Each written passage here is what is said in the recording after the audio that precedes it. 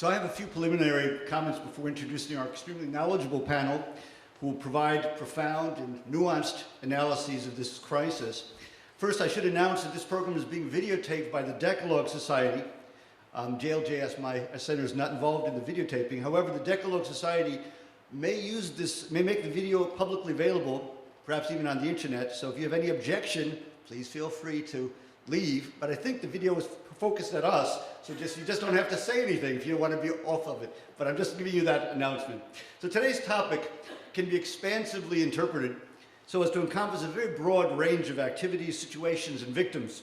It's possible that the speakers will not agree in every instance, and it's also possible that even if they do not agree on every point, they will not choose to voice each detail of disagreement. After all, this program, although scheduled for 3 hours, is still far from long enough to fully discuss each and every situation.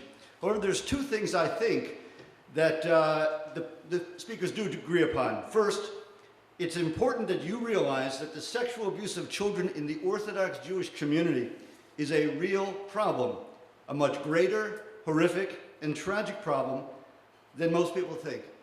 The problem of child sexual abuse is in every cultural group, but it is also in ours, and we have to realize that and own it. Second, it's important that this program does not just educate or entertain. It's urgent that you leave here committed to take concrete steps to combat this problem, and to help its victims. By the way, a program on this subject was held a couple years ago, and Vivian Skolnick, who now I think is in Miami, was the psychologist who was moving force behind it, and she spoke. And she said a quick story, because maybe to make the subject a little lighter than the seriousness. So I'm going to follow her example and tell you that I was once at a place, and my professor said, he asked a question, he asked a riddle. He asked us, what is it that purrs, that runs after mice, that has whiskers, and runs away from dogs, and is made of cement? So I said, I don't know. So he said, it's a cat. So I said, made of cement? He said, I just put that in to make it hard. So concrete steps, it's hard to take concrete steps. So what can we do? First, you can listen to the speakers as they go through, and you can listen for specific suggestions that they'll offer, and you can write them down. I can suggest at least 2 overlapping categories of suggestions, but you may come up with more. First, help those who are abused, and second, help prevent further abuse. Helping those who are abused. Help victims before you know that they have been abused. Keep your eyes and ears open. Listen to what your kids say to you. They may be trying to tell you something you need to hear, either about them or about their friends. And look and listen for the signs and behaviors that perhaps some of the speakers will identify. Help victims when you have already reasonable grounds to suspect that they have been abused. When you have reasonable grounds to suspect that a child has been sexually abused, you must report it to secular authorities. This is required, well, if you're a mandated reporter, and some of you know who mandated reporters are and who aren't, but if not, perhaps some of the speakers will speak to the question. But if you're a mandated reporter, you're required by secular law. If you're not a mandated reporter, you're still required by Jewish law.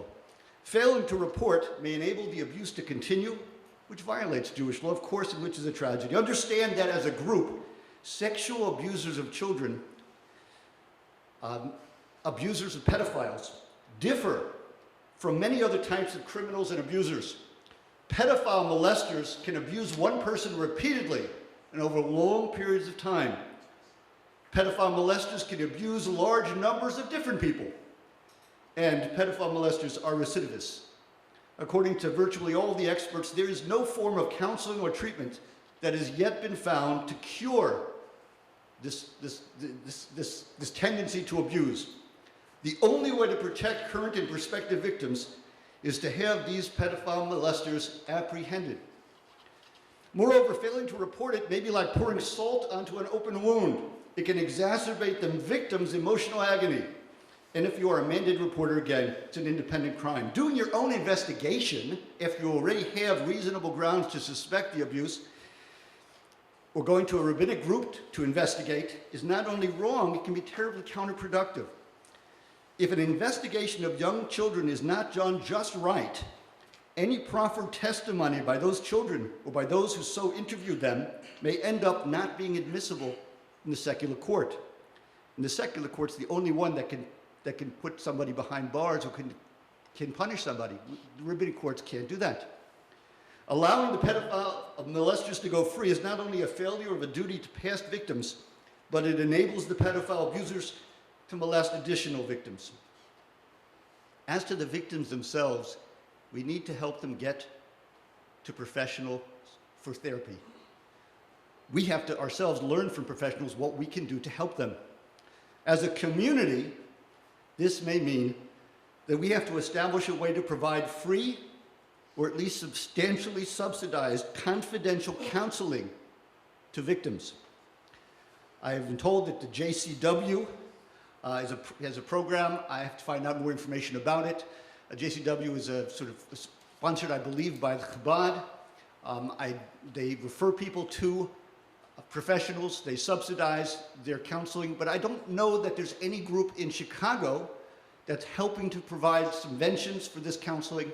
I think it's something that's very, very important. There are people who have been abused, and decades later, they're still suffering from that abuse, and yet they don't have the financial resources to be able to get the counseling that they so desperately need. Helping to prevent abuse. Well, you can help prevent abuse, each of us, by helping to provide funding or by providing what we call sweat equity, using your personal time and your energy to convince local schools and organizations to take appropriate steps, to promote ongoing programs to educate others, to raise money to help victims. You know, it's not enough. It's great that we have programs like these that will tell you about the problem and provide some advice, but we need to have programs, follow-up programs that are specifically dedicated just to educating us as to what to look for, what to do, and to how to implement it.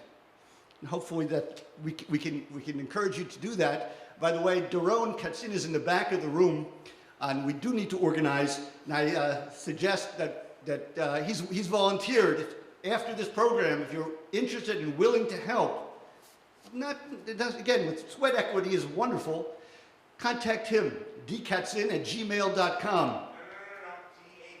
I'm sorry, D-A-Katzin. It's D-A-K-A-T-Z-I-N @gmail.com.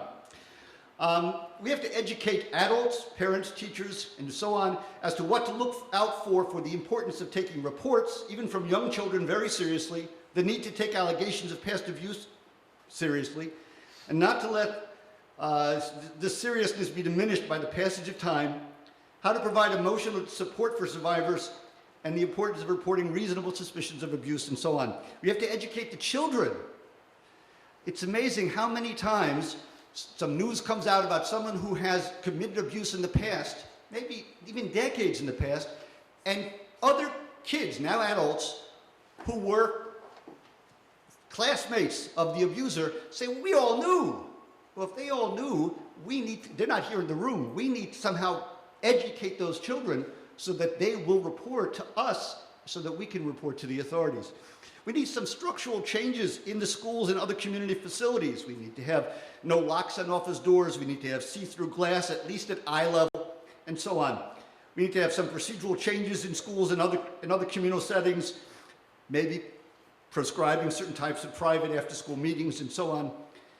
We need the rabbis to continue, not just once or twice, but to continue to issue clear statements regarding the obligation to report. We need to explore the possibility of compiling and publishing lists of those who have been found guilty of abuse in one community so that they don't just go to another community and commit abuse again. And we have to have periodic examination and publication of names of registered abusers, whether or not Jewish, who reside in our communities. Some of these activities, again, require organization, and that's why we need you to help, to volunteer, and to organize. Here's the structure of today's program. First, you'll learn a little about the nature and extent of the problem, and in this respect, you're going to hear from Ms. Irina Gopin-Wolf and Dr. Michael Solomon. Next, you'll learn more about the problem and about the relevant Jewish law principles from Rabbi Yosef Blau. You'll hear some practical advice as to how to prevent sexual abuse and how to detect it, Well, actually, how to report it more. I'm sorry, it's my mistake. How to report it and what's going to happen after you report it, what the process is, the intake process of information from Detective Charles Hollander. Finally, you're going to learn from Assistant State's Attorney Sharon Arnold Cantor more about how reports of sexual abuse are investigated and how the prosecutions are performed. We're going to handle questions in the following way. We're going to take questions after each of the first 3 speakers, but then we're going to ask you with respect to to Detective Hollander and Assistant State's Attorney Cantor, we're going to ask you to write your questions down. There are index cards that you may have received when you came in, or if you came in a little early, they're in the tables in the back with some pens. I'm going to ask you to please write down the question and give it to either Doron, I think Josh over here, and if you put your hand up, they'll go to you to pick up the question, and that's how we'll deal with the questions to those 2 speakers. I'm going to now introduce all 5 of the speakers, and I'm going to do it in the order in which they'll present. So the first is Rena Gopin-Wolf. She's been teaching Tanakh for 32 years at Yeshiva University High School for Girls. She received her bachelor's from Bar-Ilan University and her master's in Bible from Yeshiva University's Bernard Revel Graduate School. Ms. Wolf currently lives in Woodmere, Long Island, with her husband and 3 children. She's speaking here today as a survivor of childhood sexual abuse. Dr. Michael Salomon is the second speaker. He's a fellow of the American Psychological Association and the founder and director of ADC Psychological Services in New York. He's the author of numerous articles, several psychological texts, and books, including The Shidduch Crisis, Causes and Cures, and Every Pot Has a Cover. His newest book is called Abuse in the Jewish Community, Religious and Communal Factors That Undermine the Apprehension of Offenders and the Treatment of Victims. Third speaker is Rabbi Yosef Blau, who's been the scholar in residence this weekend at the synagogue. Rabbi Blau is a world-renowned Torah scholar, educator, and academic. He is the Mashgiach Ruchani, Director of Religious Guidance at Yeshiva University. A graduate of Yeshiva College, he received his master's degree in math at YU's Belfer Graduate School and ordination from Rabbi Yosef Soloveitchik Zatzal. He was assistant principal at the Maimonides School in Brookline, Massachusetts, and principal at the Hebrew Theological College at Skokie, Illinois. I think we all know about that.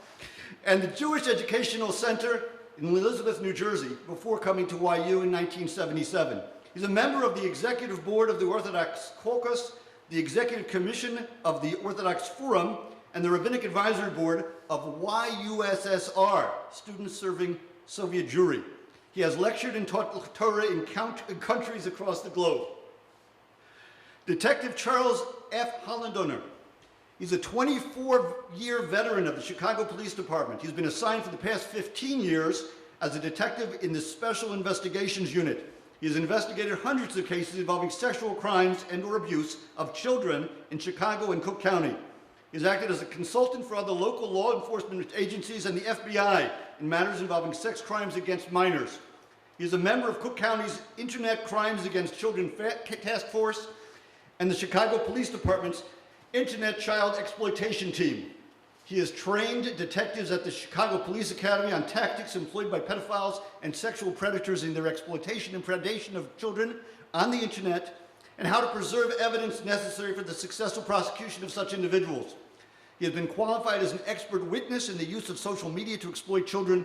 He has conducted numerous internet safety presentations to elementary and high school students, as well as community leaders and parents throughout Chicago.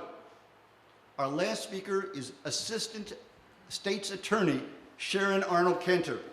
She was graduated from the University of Illinois College of Law in 1994 and then joined the Cook County State Attorney's Office at that time. She worked in the Criminal Appeals Division and Felony Review Unit prior to becoming an assistant in the Felony Trial Division.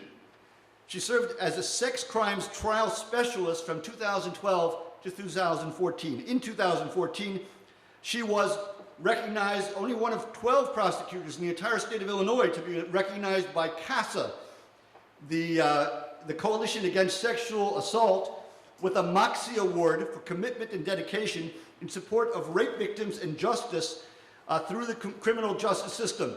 By the way, Moxie means determination and nerve. Basically, if you take the word chutzpah and strip it of all the possible negative connotations, you end up with Moxie. She's currently a first chair in the Felony Trial Division and assigned to the 2nd Municipal District in Skokie. And we also have with us, is not part of the panel, but available afterwards for you to speak with, Detective Hollander's boss, Lieutenant Patricia Casey, the commanding officer of the Special Investigations Unit. Could you put, there, she's sitting right over here. So if you have questions afterwards, we can ask her as well. So without any more from me, I introduce you to Rena Gopin-Wolf.